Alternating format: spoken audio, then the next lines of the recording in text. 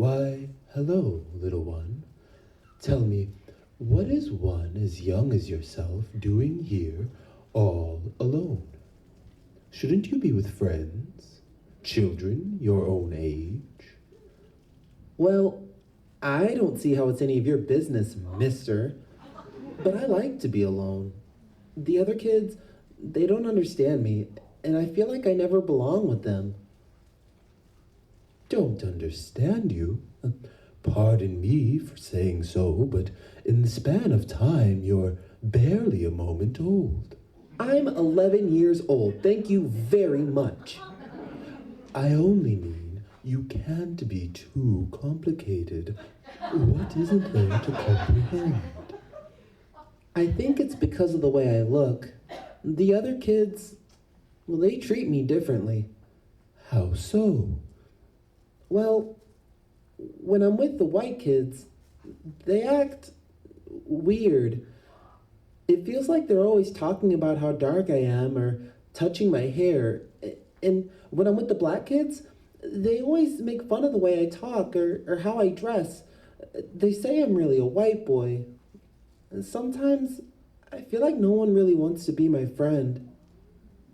Well, that does sound less than ideal. You are in luck, for I've decided to help you. Help me? Yes, by telling you a tale. But how's a story gonna... Hush now. It's time to listen.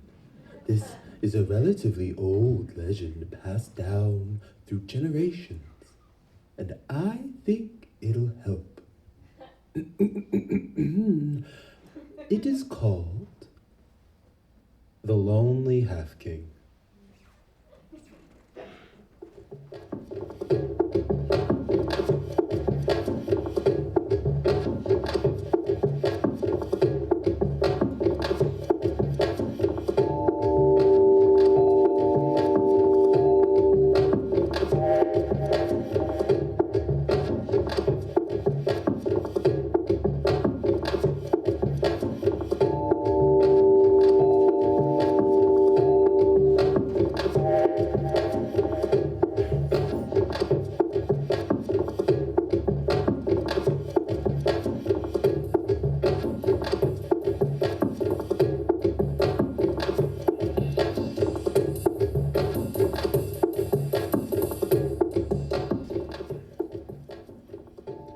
When one speaks of Africa, they often speak of the rolling savanna and the spectacular beasts within. When one speaks of Africa, they might mention elephants, or zebras, hyenas, or lions, king of the plains, a ferocious incarnation of magnificence and power. The half-king often goes forgotten, for his appearance does not fit well into storybooks. For now, I ask that you challenge the norm and forget your reverence for purebred beasts. They already have their tales. This is the story of the lonely half-king and how he grew to find where he belonged. Once, there was a beast, comprised part of fang and the other hoof. He was quite the spectacle to behold, although this did not endear him to his fellow wildlife, who could never seem to make sense of his appearance. Most animals avoided him altogether for fear that he would gobble them up. In truth, he had no interest in the consumption of others. His only hope was a place to call home. And so he set out on a journey to find that place. He searched through an endless sea of grass that only made room for a tree or two until he came across another lonely, magnificent beast, a potential companion the size of an oak that reached to the heavens. However, upon speaking with the creature, the half-king realized that this giraffe had no intention of making friends. In fact, it seemed afraid and begged that he go away and take your frightening claws with you. And so, his head hanging lower, the half-king continued forward. It wasn't long, however, before he saw hope in the distance, a flock of birds that perhaps an outcast could follow home. However, he quickly realized that this would not be the case. They called him many names: Freak, Furface, laughing all the while. But when he asked if he could travel with them, their laughter stopped.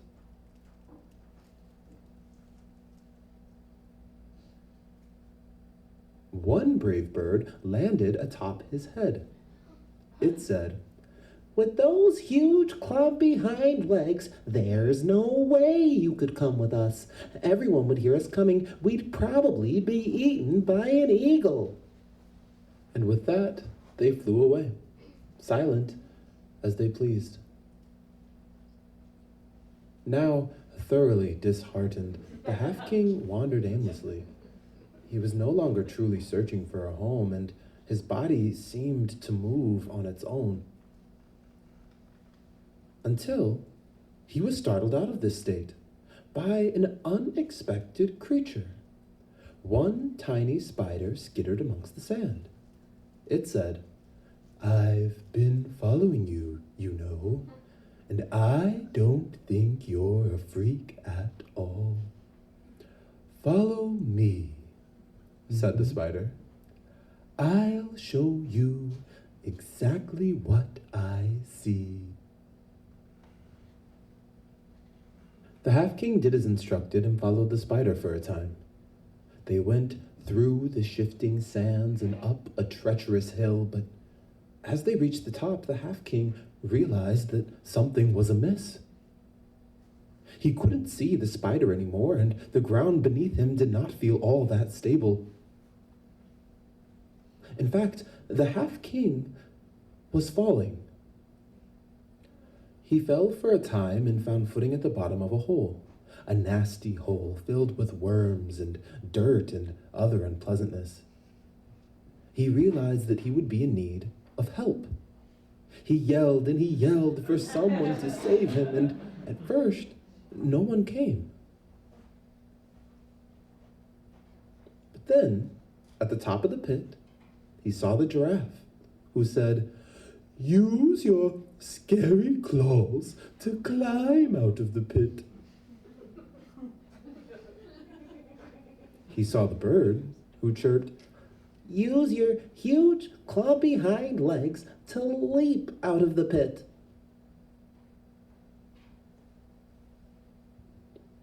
And lastly, he saw the spider, who said, "Nothing."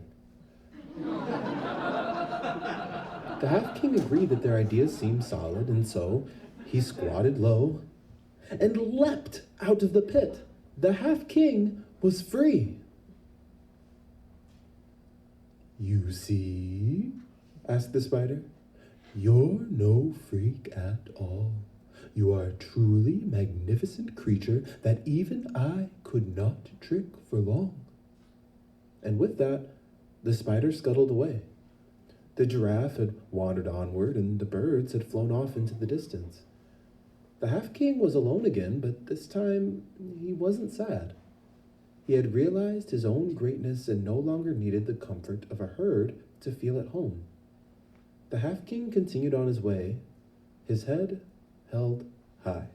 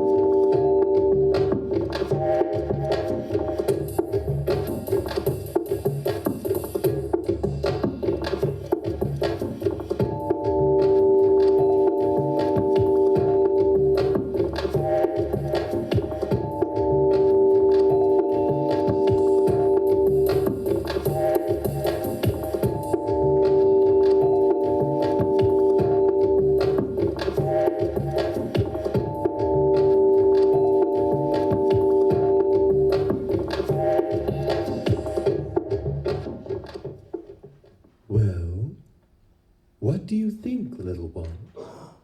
I think you forgot to say the end. Every good story stops when you say the end. Oh, bless this child. I meant about the story itself. Surely it reminds you of someone. Yeah, I get it. I'm like the half king, right? And the story is trying to say just because I haven't found a place to fit in doesn't mean there's anything wrong with me. Well, that is part of the truth. The rest is that the things about you that make you unique are strengths to be held dearly and cherished, child. Maybe the other little ones will figure that out someday, but likely not. Humans are dreadfully stupid things. It is important that you see how great you are, even when others do not. Oh, I get it. One more question though. If I'm like the half king, does that make you like the spider? Don't be foolish, child. Just because I wear a lot of black and tell stories doesn't mean I'm some kind of man spider. Besides, if I were the tricky spider, wouldn't you be in a hole right now? Well, spider or not, thanks for what you did for me. I'm going to tell anyone who will listen about you and your terrific tales. You'll be famous. No. You mustn't do that, child. Why not? Because when people learn of my knowledge, they often think that I can solve all of their problems. Sometimes this lust for control even makes them turn to violence. They play music? Violins, child, violins. Never mind. Perhaps another story would help you to understand. Another one? Yes, another one. This story will help you to understand why no one must ever know of me. It is called The Deadwoods.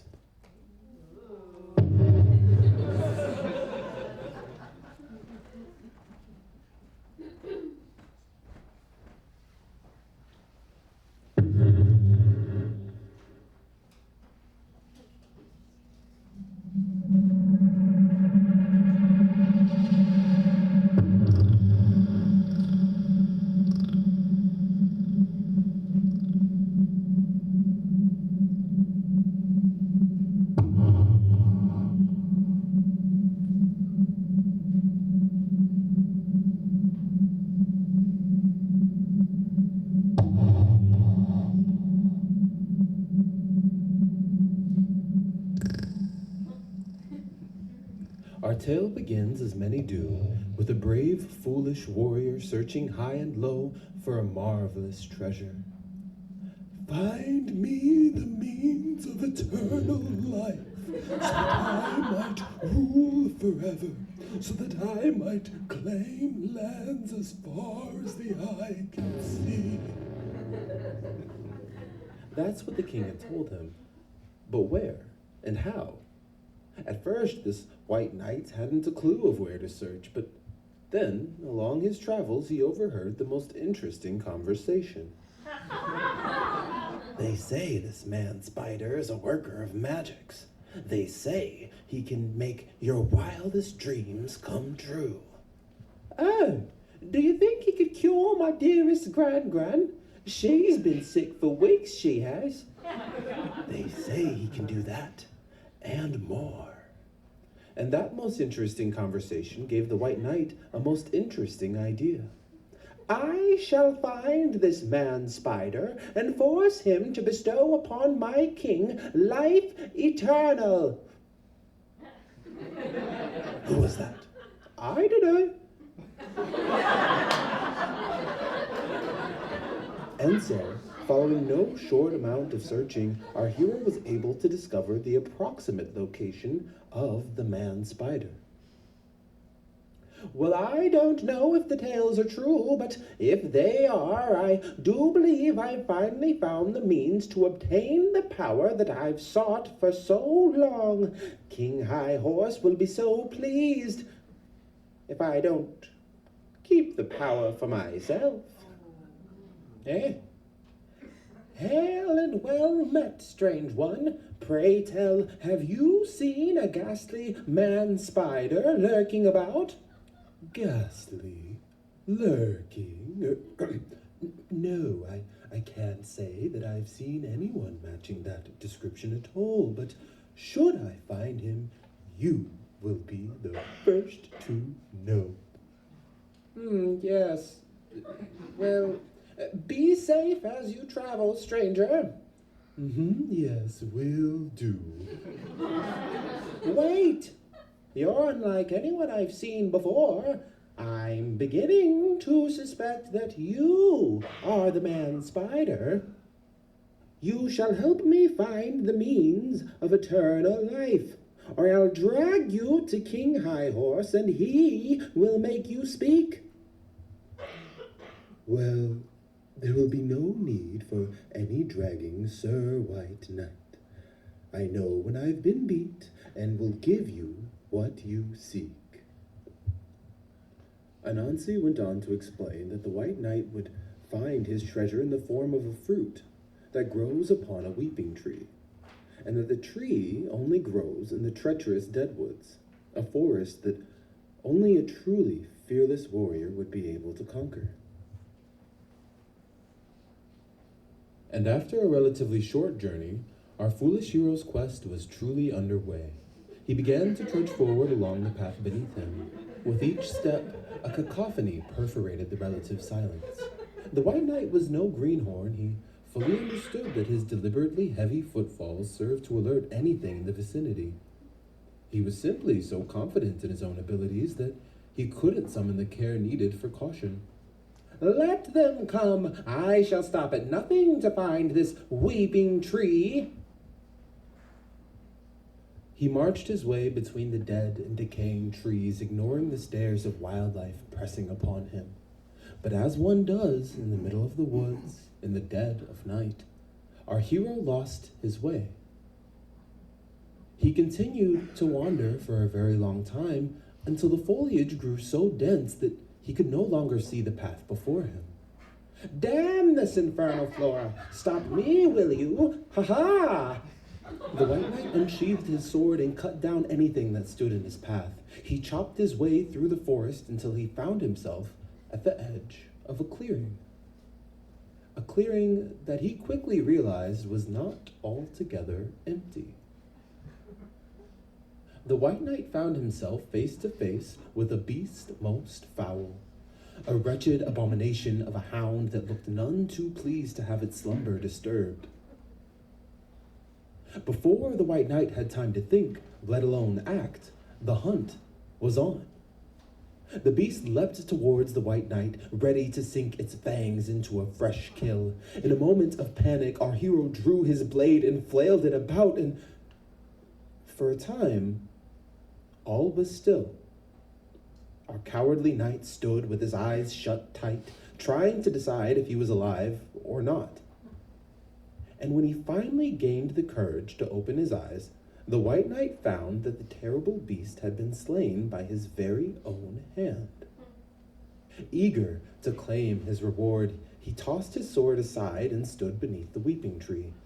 After scouring the land for answers, navigating the deadwoods, and slaying its mighty guardian, he was no doubt relieved that his quest was coming to an end. Only one thing to do. Our hero extended his hand toward the strange fruit of the weeping tree. He plucked it with a swift and decisive movement. And while no one was there with him that night, it is said that he was so overjoyed at finding his treasure that he swallowed the fruit whole and awaited his newfound eternity. I feel... oh no, please, no!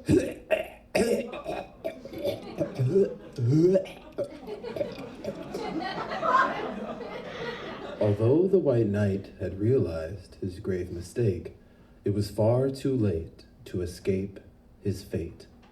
Vines sprouted from orifices and sockets. Branches shot out of his body in all directions. The clearing echoed with the sounds of his wailing until eventually he was more plant than man. And after his new form had taken root in the soil, he stood tall, a new weeping tree that would remain rooted until the end of time. Cursed to an endless existence in the deadwoods, his king never to know of his accomplishments, his sole purpose to be a constant temptation to humanity, and a painful end to anyone foolish enough to seek him out.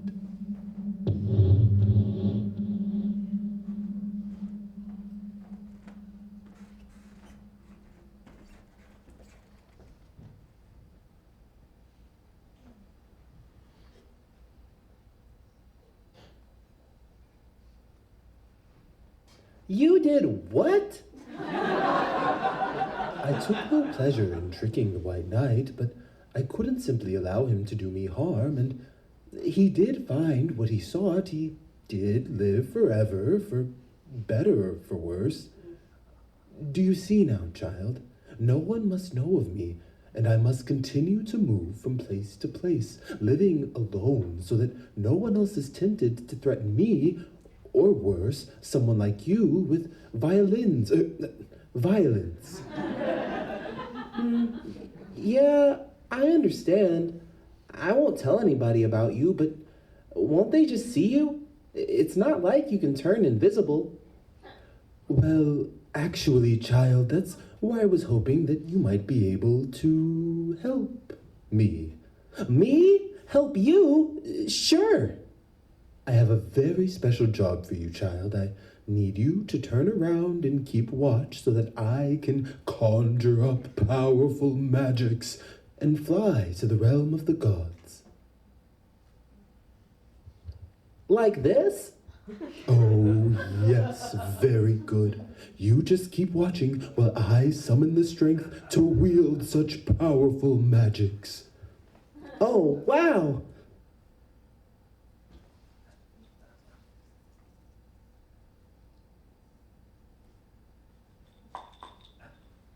Hey, I know you need to fly off using your otherworldly powers, but I just wanted to say, I really appreciate you sharing your knowledge with me. For the first time in a long time, I really feel like everything is gonna be okay.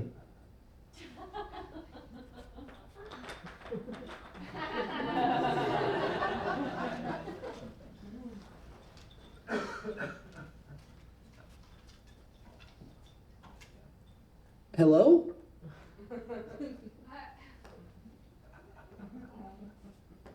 Oh, he's gone.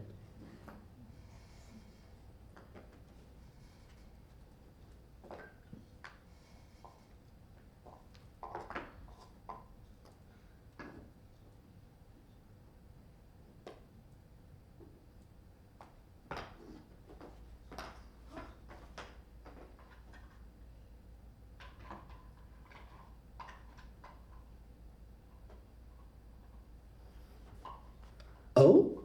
What's this? He left... Hello? You left your book. Well, I guess I'll just hold on to it until he comes back for it. And once more the half-king continued on his way, his head held